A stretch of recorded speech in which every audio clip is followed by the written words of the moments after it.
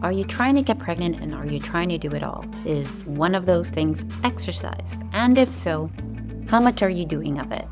Overall, regular, moderate exercise tends to improve fertility and fertility outcomes, but extreme training can harm it.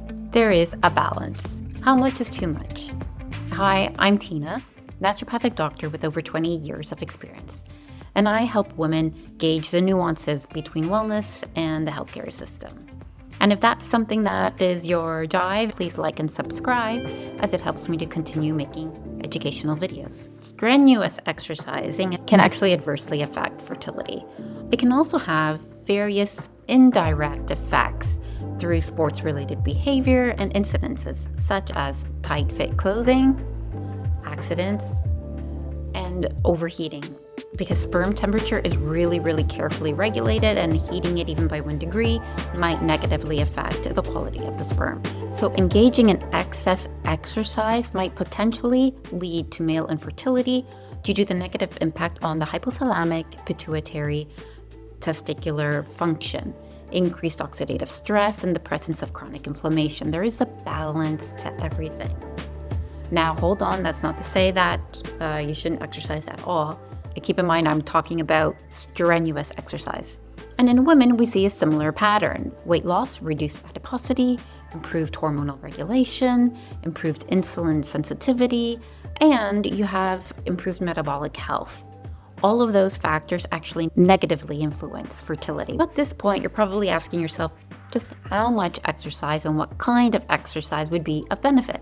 Before I start using the word moderate, let me define it for you so you know roughly what to aim for. Moderately usually means between 60 to 75% of your maximum heart rate, or what we say 3 to 6 METs. What is a MET, you ask? A metabolic equivalent of task. The basic idea, without overwhelming you, is that 1 MET is equivalent to your body just resting, just sitting, doing nothing, or lying down.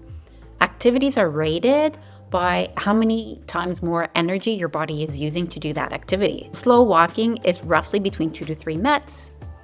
Brisk walking falls between 4 to 5 METs, and that's with you being able to talk in full sentences but not being able to sing. Aiming for moderate intensity is what the studies show. Moderate aerobic exercise such as walking, cycling, running, swimming, resistance training, and mixed programs all showed benefit. The ideal exercise intervention program to improve men's reproduction health consists of moderate exercise 3 to 4 times a week, 30 to 60 minutes total over a period of 2 to 8 weeks. Now, by all means, don't stop at the 8-week mark. Keep continuing, because you will see overall improvements in so many other aspects of your health, whether that's brain health, bone health, aerobic, cardiovascular health, across all ranges of health.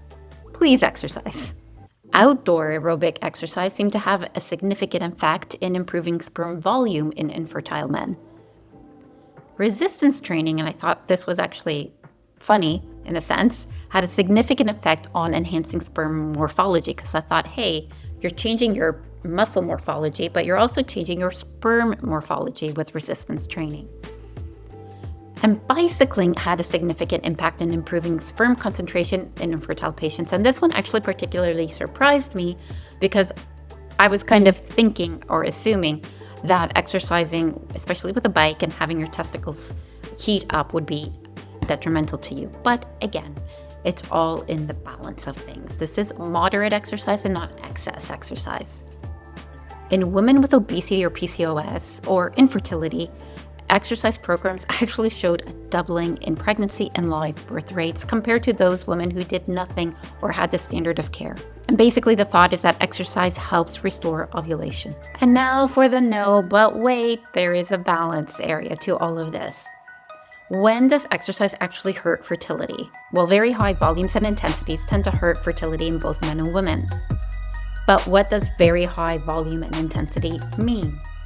So very high volumes and intensities, that's basically 60 minutes a day of strenuous exercise, 6 to 7 METs or above. Those are linked to menstrual irregularities or menstrual disturbances, especially luteal phase defects, usually because women aren't getting enough caloric intake to maintain hormonal levels.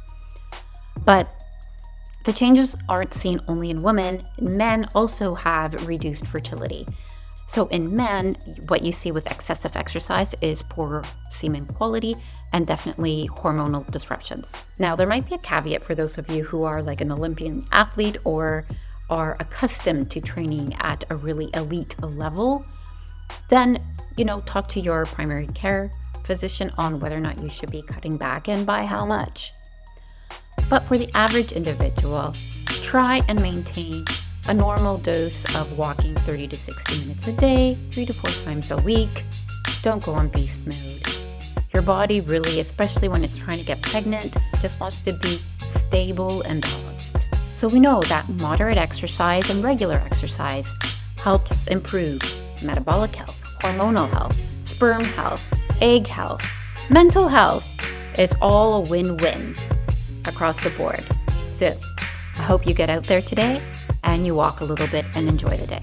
If you like this video, please like and subscribe, as it helps me to keep on putting out educational videos.